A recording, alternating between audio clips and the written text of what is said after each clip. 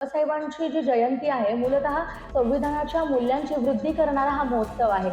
पण आता त्यांच्या विचारधारणा घेऊन खरंच कार्यक्रम राबवले जात आहेत. की माझा जय जयकार करण्यापेक्षा माझ्यासाठी जे महत्त्वाचं मौलिक जे काम आहे ते पूर्ण करण्यासाठी तुम्ही झटा असं जिवंतपणे आपल्या वाढदिवसाला संदेश देताना बाबासाहेबांनी ती महत्त्वाची गोष्ट सांगितली.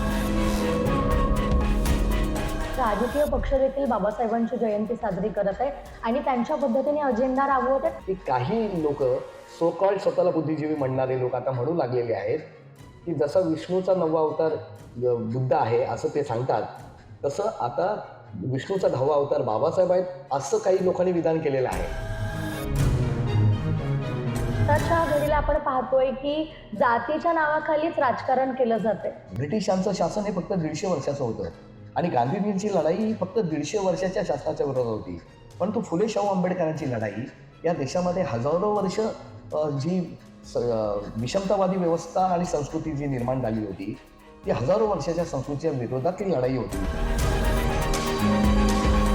फक्त बाबासाहेबांनीच संविधान लिहिलं आहे का? की हे जे काही राव बाजीराव आणि तू कोण म्हणत असतील की अमक्याने संविधान लिहिलं तमक्याने संविधान लिहिलं, तर त्यांनी त्यांचं हस्तलिखितं दाखवावी त्यावेळची, आत्ताची नव्हे, हस्तलिखितं दाखवावी आणि आमच्या सिद्धार्थ महाविद्यालयात असलेलं आमचं हस्तलिखित आम्ही तुम्हाला दाखवू की संविधान बाबासाहेबांनीच कसं लिहिलं याचाच पुरावा आमच्या सिद्धार्थ महाविद्यालयात उपलब्ध आहे. जाणकारांना ज्यांना कोणाला खूप पाहायचं असेल त्यांनी येऊन पाहावं. बाबासाहेबांची 135वी जयंती आहे, पण त्यानिमित्ताने कोणते उपक्रम करता येतील? बाबासाहेबांची जयंती ही त्यांच्या विचारांची जयंती झाली पाहिजे, ना की नवरात्र, गणेशोत्सव आणि बाकीचे काय उत्सवांमध्ये जो काय धागणदिंगा होतो तो आपल्या जयंतीत होता कामा नये. नाहीतर असं व्हायचं की फोटो बदललेत, वृत्ती मात्र तीच आहे. डॉक्टर बाबासाहेब आंबेडकर हे शोषित वंचितांचे मुक्तिदाता आणि आपण पाहतोय की गेल्या काही वर्षात त्यांची जयंती राजकीय नेते, पक्ष आणि काही संघटना त्यांच्या फायद्यासाठी साजरी करत आहेत. पण महत्वाचं म्हणजे त्यांच्या विचारांना तोडून मोडून देखील सादर करत आहेत. याच विषयावर आपण आज थेट चर्चा करणार आहोत. इतिहास आणि पाली या विषयाचे प्राध्यापक, सिद्धार्थ कॉलेजचे प्राध्यापक विजय मोहिते सर तुमच्या आमच्या या चॅनलमध्ये खूप खूप स्वागत आहे. तर आपण आता पाहतोय की खरं पाहता तर बाबासाहेबांची जी जयंती आहे मूलतः सामाजिक न्याय, परत समता आणि त्याचबरोबर संविधानाच्या मूल्यांची वृद्धी करणारा हा महोत्सव आहे. पण आता त्यांच्या विचारधारणा घेऊन खरंच कार्यक्रम राबवले जात आहेत का? जयंती त्या पद्धतीने होत आहे का? तुम्हाला काय वाटतं? तुमचं काय मत आहे? पहिल्यांदा आपल्याला एक गोष्ट सांगू इच्छितोय की बाबासाहेब आंबेडकरांची जयंती सुरुवातीला त्यांच्या हयातीमध्ये त्यांचा वाढदिवस म्हणून साजरा केली जात होती. बरोबर. पहिली जयंती ही 1935 साली लीलाय रोड मधील 14 नंबर ब्रिडी चाळीमध्ये बाबासाहेबांचा वाढदिवस म्हणून साजरी होऊ लागली. परंतु बाबासाहेबांना आपल्या जयंतीमध्ये किंवा वाढदिवसामध्ये स्वतः कधी सामील झाले नाहीत. पण जेव्हा त्यांचा 60वा वाढदिवस होता त्यावेळेस लोक आग्रहास्तव बाबासाहेब आपल्या वाढदिवसात सामील झाले आणि ते सामील होताना बाबासाहेबांनी एक महत्त्वाची गोष्ट आपल्याला सांगितली. ते म्हणाले की तुमच्यातीलच एका व्यक्तीला तुमच्या सर्वस्व उद्धाराची जबाबदारी टाकून तुम्ही नामनिराळे होता आणि कोणी किती मोठा व्यक्ती असली तरी ते तुमचा उद्धार करू शकत नाही, कारण तुमचा उद्धार तुम्हालाच करायचा आहे. आणि पुढे जाऊन असं बाबासाहेब म्हणतात की तुम्ही व्यक्तिपूजक न बनलं पाहिजे, तर तुम्ही विचारधारेसाठी समर्पित काम केलं पाहिजे.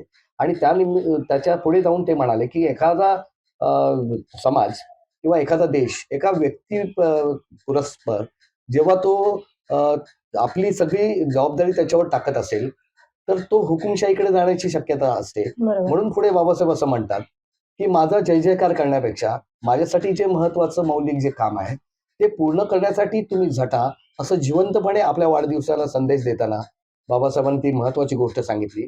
आणि हे सांगताना त्यांनी एक ग्रीक कथा सांगितली. ती कथा आपल्याला माहिती असेल की ती डिमेटर देवतेची. आणि ती डिमेटर देवता एका राजाच्या मुलाला, युवराजाला ती गरम तव्यावरती शेकवते आणि ते शेकवत असताना त्याच्यात देव पण येण्यासाठी ती प्रयत्न करते. ही जरी दंतकथा असली तरी बाबासाहेब पुढे असं म्हणतात की टाकीचे घाव सोसल्याशिवाय तुम्हाला देव पण येत नाही. म्हणून पद्धतीने त्यांना आपल्या सन्मानाचं जीवन जगण्यासाठी अपार कष्ट घ्यावे लागणार आहेत. त्यासाठी त्याग करावा लागणार, समर्पण करावं लागणार आहे. तेव्हाच तुम्हाला सन्मान आणि मोठेपणाचं जीवन मिळणार आहे, असं बाबासाहेबांचं त्यावेळेचं म्हणणं होतं. तर आपण आता पाहतोय की राजकीय पक्ष देखील बाबासाहेबांची जयंती साजरी करत आहेत आणि त्यांच्या पद्धतीने अजेंडा राबवत आहेत. अनेक संघटना पण आता साजरी करत आहेत. हं. यावर तुमचं काय मत आहे आणि काय वाटतं कशा पद्धतीने त्यांनी करावी? आता बाबासाहेबांच्या जयंती कोणी करावी आणि कोणी करू नये, हे काय आक्षेप घेण्यासारखी गोष्ट नाही. हं, परंतु महत्त्वाची गोष्ट आहे, की बाबासाहेबांची लढाई ज्या विचारधारेच्या विरोधात आहे, बरोबर. तेही लोकं बाबासाहेब आमचेच असं अट्टहासाने म्हणू लागलेले आहेत आणि त्याही पुढे जाऊन त्यांनी एक कुठनं भंपक असं पुरावा आणलाय, की आर-एस-एसच्या कुठल्यातरी एका कार्यक्रमात बाबासाहेब गेलेले आहेत आणि ती केसरीमध्ये, फक्त केसरीमध्ये ती बातमी छापून आलेली आहे. ती आमच्या जनतामध्ये आलेली नाही किंवा त्यावेळच्या तत्कालीन वृत्तपत्रात आलेली नाही. परंतु केसरीमध्ये ती छापून आणून ती दाखवली जाते, की बाबासाहेब म्हणतात, की तात्विक आमचे मतभेद असले, तरी काही ठिकाणी सहमती आमची आहे. हे म्हणणं म्हणजे समरसतेकडे घेऊन जाणं आहे आणि बाबासाहेबांची लढाई ही समरसतेची लढाई नाही. ती लढाई ही समतेची साठी आहे. समतामूलक समाज निर्माण करण्याची आहे. म्हणून अशा काही संघटना बाबासाहेबांची जयंती साजरी करण्याचा आव आणत आहेत. त्यांना बाबासाहेबांचं समतामूलक समाज रचनेचं स्वप्न पूर्ण करायचं नाही. तर त्यांना ही व्यवस्था तशीच ठेवून, तशाच पद्धतीने ह्या व्यवस्थेमध्ये डिस्क्रिमिनेशन राहील किंवा ही उतरंड राहील, हे त्यांना कायमस्वरूपी जैसे थे ठेवायचं आहे. यासाठी बाबासाहेबांना हायजॅक करण्याची गोष्ट चालू आहे. आणि म्हणून तुमच्या या चॅनेलच्या माध्यमातून मी सांगू इच्छितोय, की काही लोकं सो कॉल्ड स्वतःला बुद्धिजीवी म्हणणारे लोक आता म्हणू लागलेले आहेत, की जसा विष्णूचा 9वा अवतार बुद्ध आहे असं ते सांगतात. तसं आता विष्णूचा 10वा अवतार बाबासाहेब आहेत, असं काही लोकांनी विधान केलेलं आहे. अरे म्हणजे बापरे! त्यांना अवतारामध्ये आणून जसं त्यांना कवेत घेऊन एखाद्यांना त्यांची विचारधारा मारणं आहे, तशा पद्धतीने बाबासाहेब आमचेच होते आणि ते विष्णूचा अवतार आहेत. इतकंच नव्हे, तर आंबेडकर नाव एका ब्राह्मणाचं नाव आहे आणि त्यांनी नारा असा द्यायला सुरुवात केलेली आहे, की फुले आंबेडकर हेगडेवार भारत के 3 शिल्पकार. असा नारा द्यायला सुरुवात केलेली आहे आणि हे फार धोक्याचं चिन्ह आहे आणि म्हणून समतावादी, वंचित समाज घटक किंवा बहुजनवादीची विचारधारा मानणारे लोक आहेत. त्यांनी आता सजग होण्याची आवश्यकता आहे. बाबासाहेबांची जयंती ही त्यांच्या विचारांची जयंती झाली पाहिजे, ना की नवरात्र, गणेशोत्सव आणि बाकीचे काय उत्सवांमध्ये जो काही धागडधिंगा होतो, तो आपल्या जयंतीत होता कामा नये. नाहीतर असं व्हायचं की फोटो बदललेत, वृत्ती मात्र तीच आहे. म्हणून बाबासाहेबांची जयंती, त्यांच्या विचारांची जयंती व्हावी, असं आपल्या चॅनलच्या माध्यमातून मी आपल्या समाजाला विनंती करतो. सर अनेक प्रतिगामी लोकं आहेत, जी बाबासाहेबांची प्रतिमा हिंदू बनवण्याचा प्रयत्न करत आहेत. हो. यावर तुमचं काय मत आहे? हां, एक महत्त्वाची गोष्ट आपल्याला सांगू इच्छितोय, की नायगाव वडाळ्याच्या इथे रामभाऊ म्हाळगी प्रबोधिनीचं एक डॉक्टर बाबासाहेब आंबेडकर कार्यकर्ता प्रशिक्षण शिबिर असं एक टायटल घेतलेलं तिथे एक ऑफिस आहे आणि त्या ऑफिसमध्ये मी एकदा गेलो होतो आणि काय शिकवलं जातं ते बघण्यासाठी गेलो. तर तिथे मला जेव्हा सिलेबस मी बघितला, तर त्याच्यामध्ये त्यांनी थॉट्स ऑन पाकिस्तान हे बाबासाहेबांचं पुस्तक आहे. तर ते पुस्तक तिथे अभ्यासक्रमाला तिथे शिकवलं जातं आणि त्या शिबिराचं टायटल आहे डॉक्टर बाबासाहेब आंबेडकर कार्यकर्ता प्रशिक्षण शिबिर. कोण घेतंय? रामभाऊ म्हाळगी प्रबोधिनी. तर तिथे जेव्हा मी ते पाहिलं तेव्हा माझ्या असं लक्षात आलं, की बाबासाहेब आंबेडकरांनी थॉट्स ऑन पाकिस्तानमध्ये जसं मुस्लिमांच्या विरोधात मुस्लिम राज्यकर्ते असताना पण कशा पद्धतीने वागलेले आहेत ते लिहिलंय आणि अ, हा इस्लाम जो आहे, तो या देशामध्ये समतावाद निर्माण करू शकलेला नाही. हे बाबासाहेबांनी ठामपणे मांडलेलं आहे. पण त्याचबरोबर बाबासाहेबांनी इथल्या ब्राह्मणी आणि हिंदुत्ववादी व्यवस्थेलाही ठोकरलेलं आहे. ते सोयीस्कर नाकारून मूलगामी फक्त मुस्लिम हा जो त्यांच्या विरोधात लिहिलेलं जे काही भाग आहे, तेवढाच उचलून तो लोकांसमोर दाखवतात आणि बाबासाहेब हे मुस्लिमांच्या विरोधात आणि हिंदुत्ववादी कसे होते आणि सुरुवातीला आपल्याला हे माहिती असलं पाहिजे, की बाबासाहेब 35च्या धर्मांतराच्या घोषणेपर्यंत हे मूलतः बाबासाहेब हिंदू होते. हिंदू आपण होते. हे नाकारता कामा नये. बरोबर. कारण बाबासाहेबांचं त्यावेळेचे सगळे लेटर पॅड तुम्ही बघाल, तर त्याच्यावरची जय भवानी, उभ्या भवानी आणि क्रॉस असलेलं तलवारीचं चिन्ह आणि बाबासाहेब 14 तारखेच्या सत्याग्रहामध्ये आपल्याला हे माहिती आहे, की दोनदा झाला तो. म्हणजे 19-20 मार्च 1927 आणि 25, 26, 27 डिसेंबर 1927. तर ज्यावेळेस त्यांनी मनुस्मृतीचं दहन केलं आणि त्याच वेळेस त्यांनी हिंदू प्राणी मात्राचा जाहीरनामा घोषित केलेला आहे. तो हिंदू प्राणी मात्राच्या जाहीरनाम्यामध्ये बाबासाहेबांनी हिंदू धर्मातला सुधारणा घडवून आणण्यासाठी काही जे उपाय सुचवलेले आहेत, त्यातून आपल्याला हे स्पष्ट दिसतं, की बाबासाहेब हे मूलतः हिंदू धर्मात सुधारणा घडवून आणण्याचा प्रयत्न करतायत. आणि ज्यावेळेस त्यांच्या लक्षात आलं की हे काय आता शक्यच नाही, हा आजार बरा होऊ शकत नाही, मग त्यांनी धर्मांतराची घोषणा केली आपल्याला माहिती आहे. पण तिथे पुरोहित हे यांची परीक्षा घेतली गेली पाहिजे आणि सर्व लोकांना पुरोहित बनता आलं पाहिजे. सर्व जातीच्या लोकांना त्यांना एक लायसन प्रोव्हाईड, जसं सनद दिली जाते. आता बाबासाहेबांनी आधुनिक पद्धतीने बौद्ध धर्म स्वीकारल्यानंतर बौद्धाचार्य ही पद्धत निर्माण झाली, त्यांना सनद दिली जाते परीक्षा घेऊन. तशा पद्धतीने ते घेतलं जायला पाहिजे आणि सरकारने त्यांना पगार दिला पाहिजे, ना की त्यांना पंडिताई किंवा दक्षिणा दिली गेली पाहिजे. तर आपल्याला हे दिसतं की बाबासाहेब हे त्यावेळेस हिंदू धर्मात सुधारणा घडवून आणतायत. तर तो भाग घेऊन बाबासाहेब हिंदुत्ववादी कसे होते, मुस्लिमांच्या विरोधात कसे होते, हे त्यांच्याच ग्रंथाचा वापर करून सोयीस्कर त्यांचं लिखाण आणि ही शौर्यवादी मानसिकता आहे. तुम्हाला माहिती आहे की ऑरेंज शौरीने वर्शिपिंग फॉल्स ऑफ गॉड म्हणजे खोट्या देवाची उपासना नावाचं एक पुस्तक लिहिलेलं आहे. त्याच्यात बाबासाहेब हे ब्रिटिश धार्जिणे अ, आणि इथल्या अ, अ, म्हणजे राष्ट्रविरोधी संघटनेला सपोर्ट करणारे असे होते, म्हणजे निजाम असेल किंवा ब्रिटिश असतील त्यांना सपोर्ट करणारे होते, असं ते दाखवण्याचा त्याने जो प्रयत्न केलाय, त्याने पण तेच केलं की बाबासाहेबांच्या लिखाणातलं सोयीस्कर उचलून म्हणजे मागचं आणि पुढचं गायब करून फक्त मधलं घ्यायचं आणि संदर्भहीन आपल्याला योग्य ते संदर्भ लावण्यासाठी वापरण्याचा प्रयत्न केलाय. तसं फुटकळ विधानं बाबासाहेबांची घेतली जातात आणि त्याच्यावर हिंदुत्ववादाचा लेबल लावला जातो. हे धादांत खोटं आहे. आंबेडकरवाद्यांनी हे निक्षून ठासून फोडलं पाहिजे आणि ते आपल्या चॅनलच्या माध्यमातून व्हावं अशी माझी अपेक्षा आहे. बाबासाहेबांनी बाबासाहेब यांना जातविरहित समाज आणि राष्ट्रनिर्मिती करायची होती. पण आत्ताच्या घडीला आपण पाहतोय की जातीच्या नावाखालीच राजकारण केलं जातंय. हं. आणि बाबासाहेब कोणत्यातरी एका विशिष्ट जातीचे आहेत असं म्हणून त्यांना पुढे घेऊन जाते. यावर तुमचं काय मत आहे? हां, खूप चांगला प्रश्न आहे तुमचा. बाबासाहेबांचं दादासाहेब गायकवाडांना एक पत्र उपलब्ध आहे. ते लंडनवरनं त्यांनी पाठवलं. बाबासाहेब असं म्हणतात की हे लोक मला हं. आधी ते म्हणत होते की मी अ, अस्पृश्यांचा नेता आहे.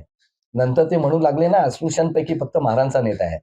आता तर ते म्हणू लागलेले आहेत की नाही, ते महारांपैकी ते कोकणस्थ महारांचे नेते आहेत. आणि पुढे ते बाबासाहेब म्हणजे कुत्सितपणे म्हणतात की ते कोकणा म्हणतात मला. बरोबर. म्हणजे मला कोकणातला बनवून पाहतायत. तर इतकं लिमिटेशन आणत बाबासाहेबांना एका कोकणात, उद्या ते फक्त बाबासाहेब हे मंडणगड दापोलीचे नेते आहेत, असं बनवायला कमी करणार नाहीत, असं बाबासाहेब म्हणतायत.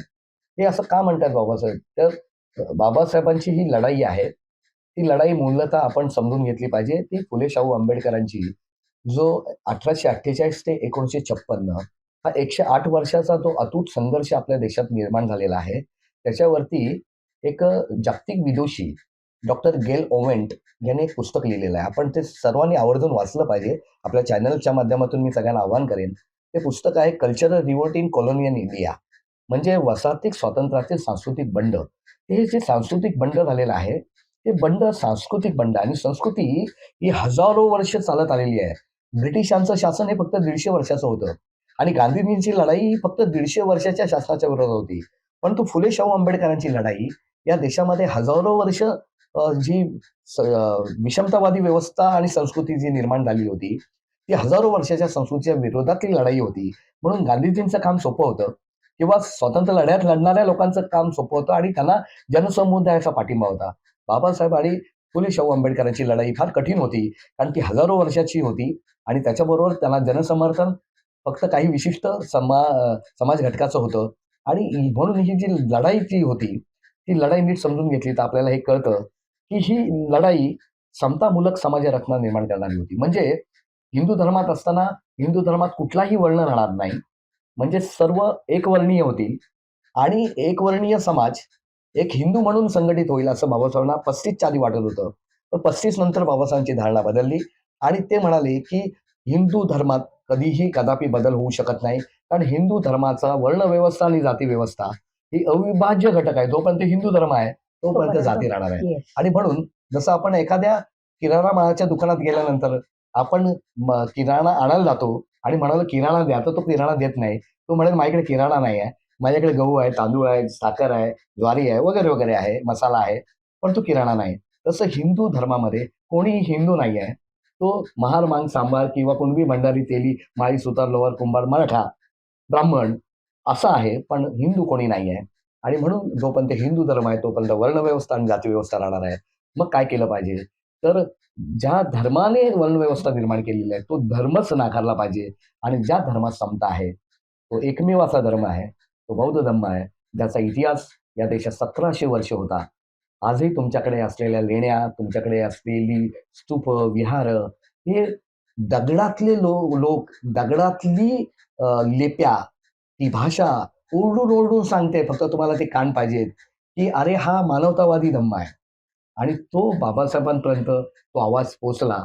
आणि आपल्याला माहिती आहे, की 1932 साली ज्यावेळेस इथे अफवा पसरली होती, गणेश अक्काजी गवई सारख्या एका व्यक्तीने अवई उठवली होती, की आंबेडकर अ, हे मला असं सांगून गेलेत, की मी लंडनवरून आल्यानंतर इस्लाम कबूल करणार आहे. इतकं धादांत खोटं वातावरण दूषित करणारं इथे पसरलं गेल्यानंतर बाबासाहेबांच्या विश्वासू सहकाऱ्यांनी, त्याच्यात सावरकर आहेत, सुभेदार सावरकर, त्यांनी पत्र पाठवलं बाबासाहेबांना आणि सांगितलं, की इथे अशी अवई उठलेली आहे, की तुम्ही लंडनवरून आल्यानंतर इस्लाम कबूल करणार आहात का? तर बाबासाहेबांनी त्यांना जे पत्र पाठवले, ते पत्र फार महत्त्वाचं आहे. सप्टेंबर 1932चं पत्र आहे. त्या पत्रात बाबासाहेब स्पष्टपणे म्हणतात, की धर्मांतराचा निर्णय माझा अद्याप झालेला आहे. 1932 ची गोष्ट आहे. धर्मांतर करण्याचा निर्णय अद्याप माझा झालेला नाही. दुसरं ती गोष्ट सांगतात, की मी कदापि इस्लाम कबूल करणार नाही. हे स्पष्टपणे ते सांगतायत. नमूद केलेलं आहे. नमूद केलेलं रायटिंगमध्ये आहे हे. आणि हे ओरिजिनल पत्र सुभेदार सावरकरांचे नातू अनिल सावरकरांकडनं मी स्वतः पाहिलेलं आहे. आणि ते मी तुमच्यासमोर हे नमूद करतोय ओरिजिनल पत्र वाचल्यामुळे. तिसरं बाबासाहेब म्हणाले, की तूर्त माझा कल हा बौद्ध धर्माकडे आहे. 1932चं विधान आहे. आणि त्या दृष्टीने मी हे सांगू इच्छितोय, धर्मांतराच्या घोषणेच्या 3 वर्ष आधी हे विधान बाबासाहेब करतात. म्हणजे त्यांचा कल स्पष्टपणे होता, की या देशात एकमेव मानवतावादी धम्म आहे, तो बौद्ध धम्म आहे. आणि बौद्ध धम्म स्वीकारल्याशिवाय या देशातल्या हिंदूंना सुद्धा जाती व्यवस्था नष्ट करण्याचा पर्याय उपलब्ध होणार नाही. म्हणून बाबासाहेब म्हणतात, या देशातल्या समस्त हिंदूंनी बौद्ध धम्म स्वीकारावा, असं बाबासाहेबांचं म्हणणं होतं. तर माझा ना फार बेसिक प्रश्न आहे, की संविधानाचे जनक म्हणजेच डॉक्टर बाबासाहेब आंबेडकर. हो, संविधान कोणी लिहिलंय? तर बाबासाहेबांनी लिहिलंय. बरोबर. पण अनेकांना असा संभ्रम आहे, की बरेच जण माझ्याशी डिबेट करताना म्हणतात, की ते पॅनलला सगळेजण होते हां. आणि बाबासाहेब त्यांनीच नाही लिहिलेलं. यावरती त्यांचा संभ्रम कसा दूर कराल? आणि महत्वाचं म्हणजे फक्त बाबासाहेबांनीच संविधान लिहिलं आहे का? मी तुम्हाला या संदर्भात अतिशय मौलिक 2 गोष्टी सांगू इच्छितो. Yes, please. त्यातलं पहिली गोष्ट आहे, की संविधान बनत होतं, त्याच्या इतिवृत्त लिहिलं गेलं. त्याला म्हणतात कॉन्स्टिट्यूशनल डिबेट्स. येस. त्याचे 12 खंड उपलब्ध आहेत. जर त्या 12 खंड तुम्ही वाचाल, तर तुम्हाला हे कळतं, की बाबासाहेबांना ज्या काही सूचना भारतातून आलेल्या होत्या किंवा सन्माननीय सदस्यांनी ज्या सूचना उपलब्ध करून दिल्या होत्या किंवा अशा पद्धतीने कायद्याची चर्चा, त्या प्रत्येकाला उत्तर देताना फक्त बाबासाहेब आंबेडकरच उत्तर का देत आहेत हो? मग मसुदा समितीचे उरलेले 6 सदस्य का उत्तर देत नाहीयेत? कारण ते उपस्थितच नव्हते ना. म्हणजे काय एकाचा मृत्यू झाला होता, एक दिल्लीपासून दूर होता, एक परदेशात गेला होता. हां, एक संस्थानिकाकडे नोकरीला असल्यामुळे तो वेळ देऊ शकत नव्हता. एकाने राजीनामा दिला होता. असे बरेच तुम्ही टी.टी. कृष्णमाचारींचं जे भाषण आहे पार्लमेंटमध्ये उपलब्ध आहे. आणि एकमेव आंबेडकरांनी ही घटना कशी लिहिलेली आहे, याचं स्वतः सदस्य असलेल्या व्यक्तीने म्हणलेलं आहे. ते कसं काय खोडू शकतो आपण? हे बरोबर. फार महत्वाचा मुद्दा आहे. नंबर 1.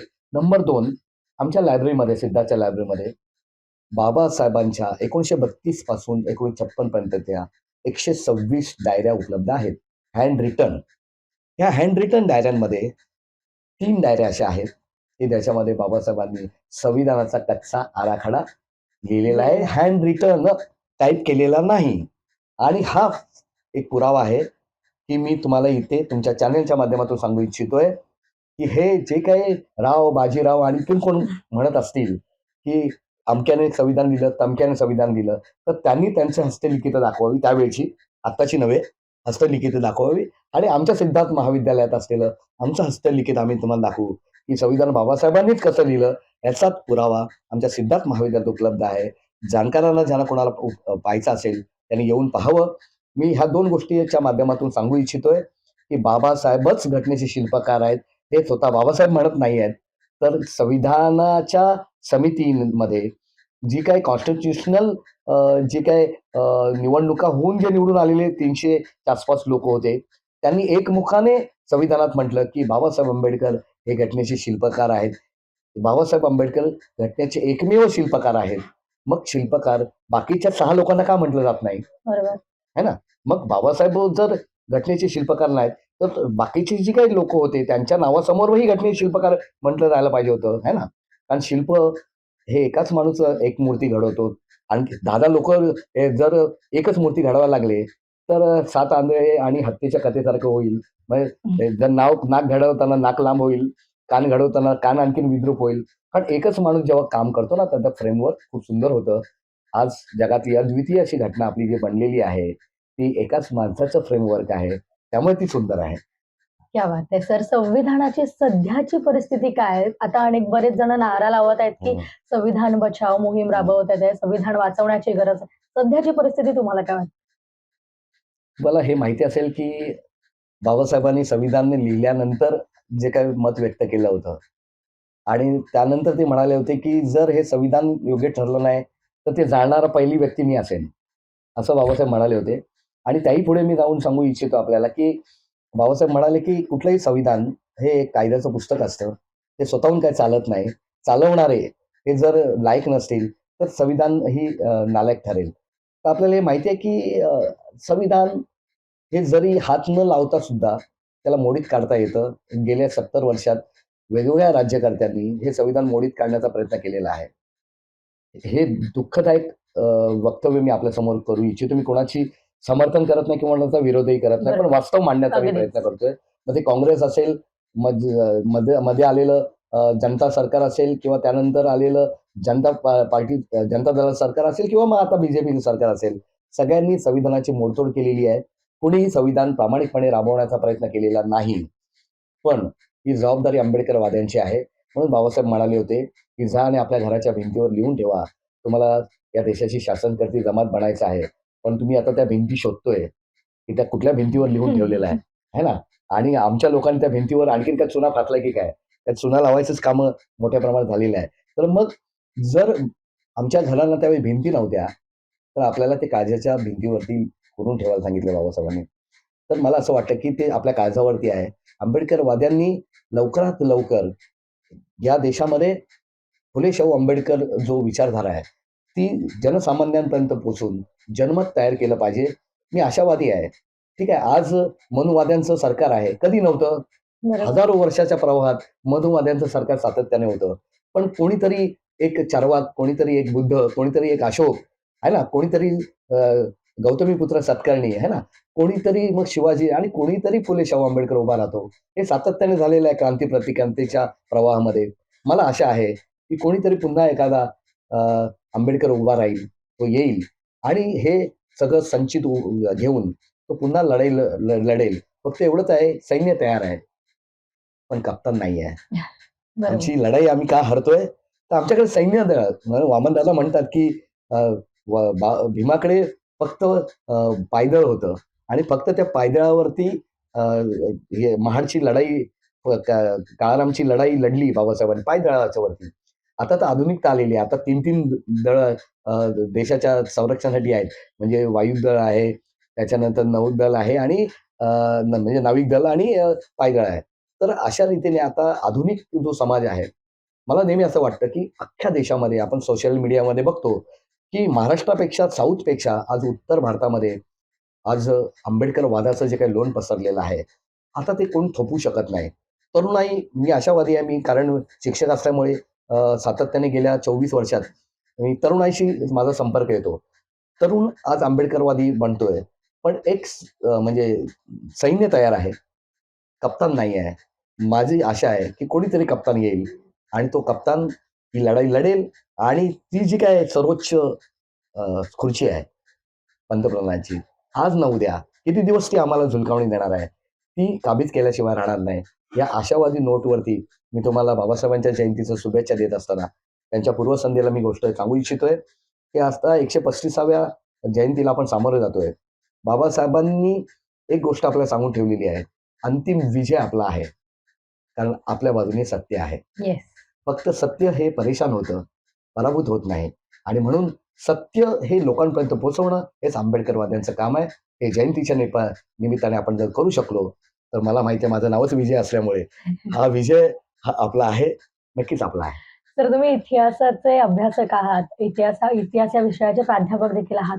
मला तुम्हाला आवर्जून हा प्रश्न विचारायचा आहे, की बाबासाहेबांचा पहिला मोठा सत्याग्रह म्हणजे महाडची क्रांती. हो. शताब्दी वर्ष सुरू झालंय आणि 1927 मध्येच डिसेंबरमध्ये मनुस्मृती दहन झालं. या दोन्हीही घटना एकमेकांशी निगडीत आहेत का? जोडल्या गेलेल्या आहेत का? हो, अर्थात. खूप चांगला प्रश्न आहे आणि मी हे इतिहासात जाऊन हे सांगू इच्छितोय, की आपल्याला माहिती असेल की 4 ऑगस्ट 1923 साली हं.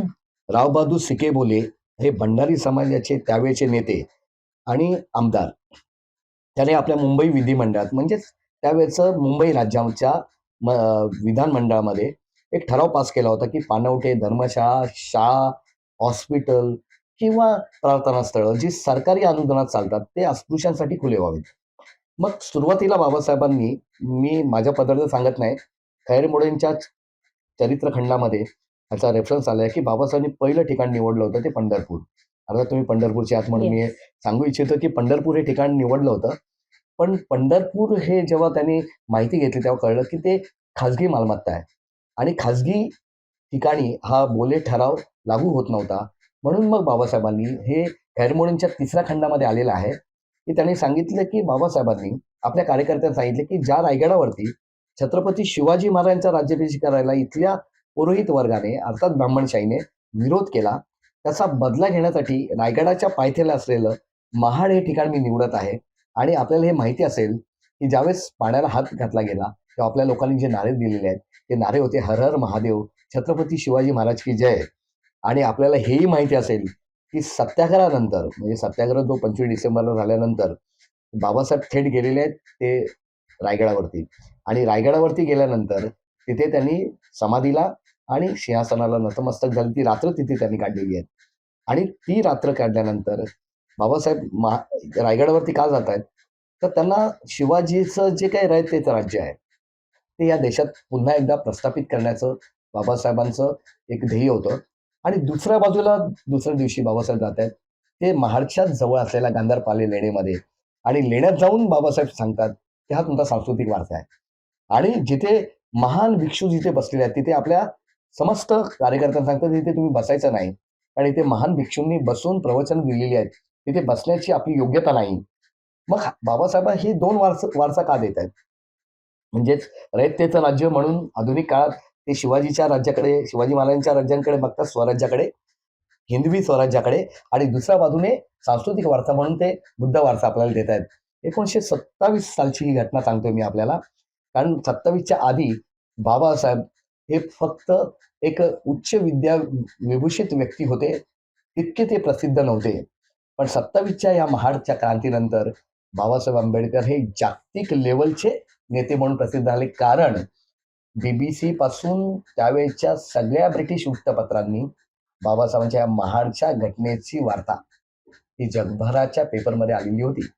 आणि म्हणून 1927 साल हे बाबासाहेबांना जागतिक कीर्ती मिळवून देणारं साल होतं. म्हणून महाडचा सत्याग्रह याला बाबासाहेबांनी फ्रेंच राज्यक्रांतीचं, रेव्होल्यूशन. फ्रेंच रिव्होल्यूशनची तुलना केलेली आहे. फ्रेंच रिव्होल्यूशनने जगाला 3 मंत्र दिले, समता, स्वातंत्र्य आणि बंधुता.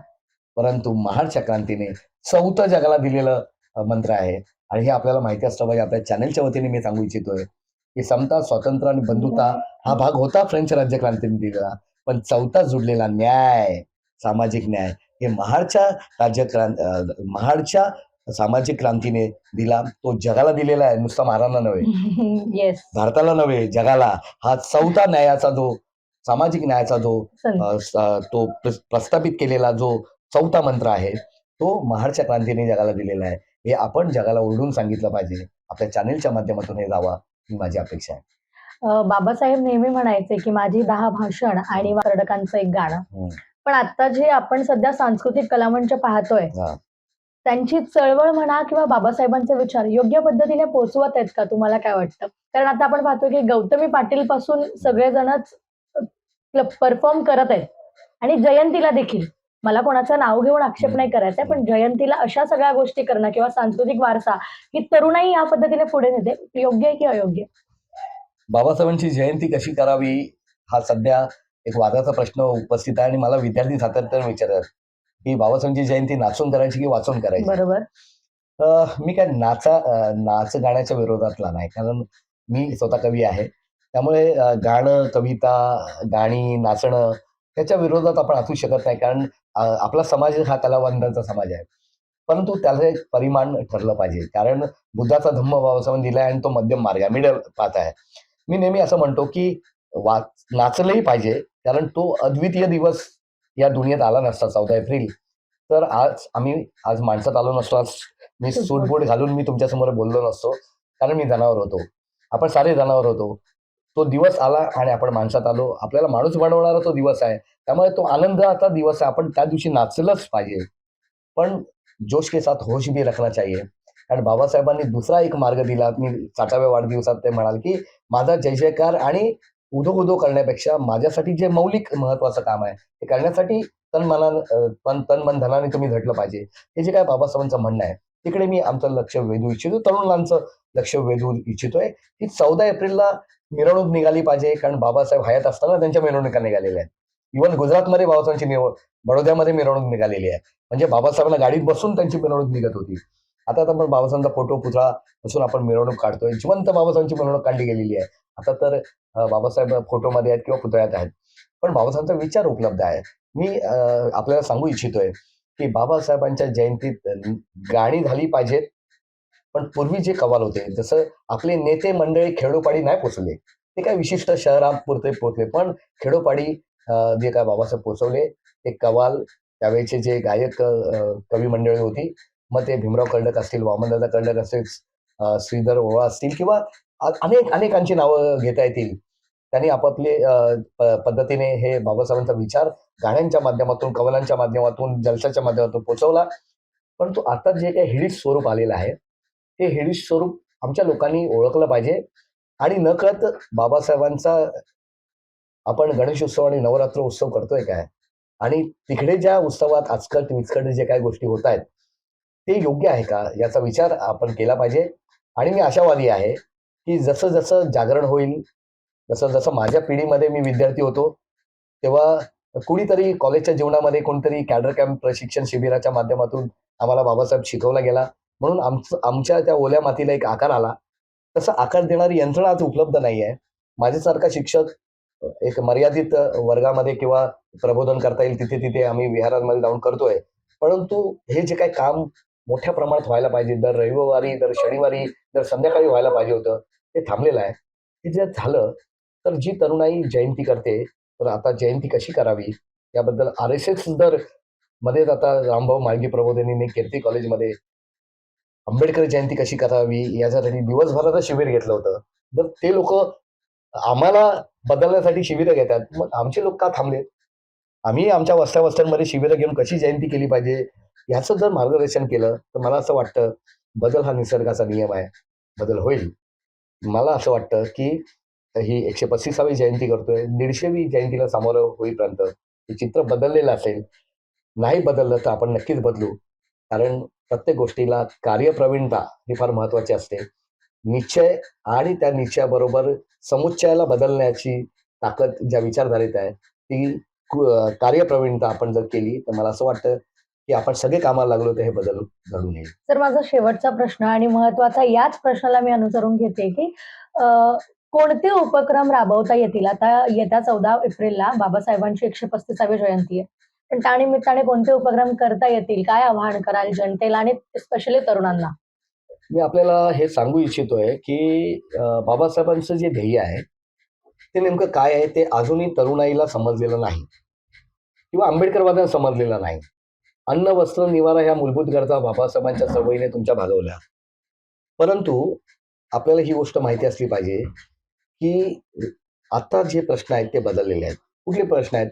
तर आता प्रश्न आहेत शिक्षण, आरोग्य आणि रोजगार. बरोबर, या प्रश्नांवरती आपण विशेष करून काम नाही करत आहोत. तर बरोबर. या 3 गोष्टीवरती आमच्या रोजगाराचा प्रश्न कसा सोडवता येईल? आज शिक्षण इतकं महाग करून ठेवलेलं आहे की त्याच्यावरती आमच्या आंबेडकरी संघटना बोलतच नाहीत. नाही बोला. अरे तुमच्या महानगरपालिका जिल्हा परिषदेच्या शाळा बंद होत आहेत. मग शिक्षण हाच आमचा पाया आहे. शिक्षणाला बदल होतो पण शिक्षण बंद होत आहे त्याबद्दल आंबेडकरवादी काहीच बोलत नाहीत. त्यासाठी तुम्ही देखावे नाही आंबेडकर जयंतीच्या निमित्ताने तयार करू शकत. बरोबर. की शिक्षण कसं लोकांपर्यंत पोहोचलं पाहिजे, ते मोफत आणि सक्तीचं कसं केलं पाहिजे, असे देखावे उभे करा. त्याबरोबरच दुसरी गोष्ट की आरोग्याचा प्रश्न. तुमचं आरोग्य बिघडत चाललंय. आमचे लोक व्यसनाधीन होत आहेत आणि क्षय, टीबी म्हणजे टीबी आणि एड्स सारखे जे रोग आहेत, भयंकर रोग आहेत, त्यांनी आमचे लोक ग्रस्त होत आहेत. तर त्या दृष्टीने आम्ही आरोग्याचा प्रश्न, कोरोनासारखी महामारी ती येणारच नाहीत असं नाही आहे, ते कधी पण येऊ शकतं. तर त्या दृष्टीने आपण आरोग्याचे प्रश्न आणि आमचे लोक कसे मोठ्या प्रमाणात अ, अ, आयुष्यमान होतील, त्यांचं आयुष्य वाढेल, या दृष्टीने आपण बघितलं तंदुरुस्त राहतील, तर ते लढाई लढतील. आणि नंतरची गोष्ट आहे ते रोजगार. आज मला नेहमी प्रश्न पडतोय 1.5 लाख चा एस-सी, एस-टीचा बॅकलॉग स्टेट गव्हर्नमेंटचा बाकी आहे. मग देशाचा बॅकलॉग किती मोठ्या प्रमाणात आहे. तर ह्या सगळे बॅकलॉग भरण्यासाठी आपण काय प्रयत्न करतोय, आपल्या सामाजिक संघटना, आपले नेते काय प्रयत्न करतायत किंवा यू-पी-एस-सी, एम-पी-एस-सी स्पर्धा परीक्षा म्हणजे आता पिऊनची जरी नोकरी मिळवायची आहे, तर तुम्हाला स्पर्धा परीक्षा द्यावी लागतील. आमच्या विहारात स्पर्धा परीक्षांचं काही ट्रेनिंग होतंय का? आमच्याकडे जे काही यू-पी-एस-सी, एम-पी-एस-सी पास झालेले जे काही लोक आहेत, त्यांना आणून अशा पद्धतीने रोजगाराचे काही कार्यक्रम घेता येतील का जयंतीच्या माध्यमातून? तर त्या दृष्टीने करणं आणि बाबासाहेबांना अपेक्षित असलेलं व्यवस्था परिवर्तनाचा विचार. त्यानंतर बाबासाहेबांनी जी आपले 3 ध्येय आपल्या लॉजिकल एंड आपल्या समोर ठेवलेला आहे. 3 ध्येय त्यातलं आहे शासन कधी जमात बनणं. त्यासाठी आमच्याकडे असे कुठले राजकीय पक्ष आहेत की ज्यांना बळकटी देता येईल. नंबर 2 या देशामध्ये ॲनिहिलेशन ऑफ कास्ट जाती दूर होण्यासाठी, नष्ट होण्यासाठी बाबासाहेबांनी जो उपाय सुचवलेला आहे की जाती-जातींमध्ये रोटी-बेटी व्यवहार व्हायला पाहिजेत. तर तशा पद्धतीने होत आहेत का? सांबार आणि महारांमध्ये आणि मांग आणि ओबीसीमध्ये त्याचबरोबर इतर कास्टमध्ये आमचे रोटी-बेटी व्यवहार होत आहेत का? तर ते दिसत नाहीये. त्यासाठी आपल्याला जागरण करता येईल का? आणि तिसरा ध्येय आपल्या समोर आहे, की तो भारत आपल्याला प्रबुद्ध भारत बनवायचा होता. काय प्रबुद्ध भारताचं आम्ही काय केलंय? याचंही चिंतन जयंतीच्या निमित्ताने होणं आवश्यक आहे. तसे देखावे, तशा पद्धतीचे कार्यक्रम, तशा पद्धतीने स्ट्रीट प्ले, तशा पद्धतीने नाटिका, तशा पद्धतीने गाण्यांचे कार्यक्रम हे जर झाले, तर आपला हा व्यवस्था परिवर्तनाचा विचार, व्यवस्था परिवर्तन मग ती राजकीय असेल, सांस्कृतिक असेल, शैक्षणिक असेल, सर्व अंगाने व्यवस्था परिवर्तनाचा हा विचार जयंतीच्या माध्यमातून जर प्रबोधन आपण केलं, तर मला असं वाटतं, की ज्या प्रबोधनकाराने महाराष्ट्राचं प्रबोधन करण्याचा विडा उचलला होता, त्याच्या कुटुंबाची जबाबदारी होती महाराष्ट्राचं प्रबोधन करायला. ते जर हिंदुत्ववादी बनत असतील, तर मग महाराष्ट्राचं प्रबोधन करायचं कोणी? अगदी. आणि म्हणून हा प्रबोधनाचा वारसा आपण घेऊन जाऊया. आणि मी आशावादी आहे यासाठी, की ज्या हिंदुत्ववादी टिळकांची दोन्ही मुलं रामचंद्र पंत आणि श्रीधर पंत टिळक हे आंबेडकरवादी बनू शकतात, तर मग ठाकरेंच्या घरात आंबेडकरवाद कधी पोहोचणार? तर या नोटवरती मी आपल्याला हे सांगू इच्छितोय, की या व्यवस्थेचं बदवादी व्यवस्थेचा मुकाबला करण्याची ताकद फक्त आंबेडकरवादी विचारधारेतच आहे. बाकी कोणातच नाही. ना काँग्रेसमध्ये अगदीच, आहे, अगदीच. ना कम्युनिस्टांकडे आहे, ना समाजवाद्यांकडे आहे, ना कोणाकडे आहे. ते फक्त आंबेडकरवाद्यांकडे आहे. फक्त आंबेडकरवाद्यांनी उठून उभं राहायला पाहिजे. या जयंतीच्या निमित्ताने मी आवाहन करू इच्छितो, की हे आंबेडकरवादी समस्त भारतीयांनी आता उठून उभं राहिलं पाहिजे आणि या देशाला दिशा दाखवली पाहिजे जयंतीमध्ये. क्या बात आहे सर. असे बरेच विषय आहेत जे तुमच्यासोबत आम्ही पुढच्या पॉडकास्टमध्ये भेटणारच आहोत सर. तत्पूर्वी तुम्ही आम्हाला तुमचा मौल्यवान वेळ दिल्याबद्दल आणि अतिशय उत्तम पद्धतीने मार्गदर्शन केल्याबद्दल सर तुमचं खूप खूप धन्यवाद. मंडळी तुम्ही यंदाची जी येणारी जयंती आहे 14 एप्रिल ही कशी साजरी करणार आहात? बाबासाहेबांची जयंती कशी साजरी करणार आहात? आम्हाला कमेंट करून नक्की सांगा आणि हा व्हिडिओ आवडल्यास जास्तीत जास्त लोकांपर्यंत शेअर करा आणि सर्वात महत्त्वाचं म्हणजे सबस्क्राईब करायला विसरू नका.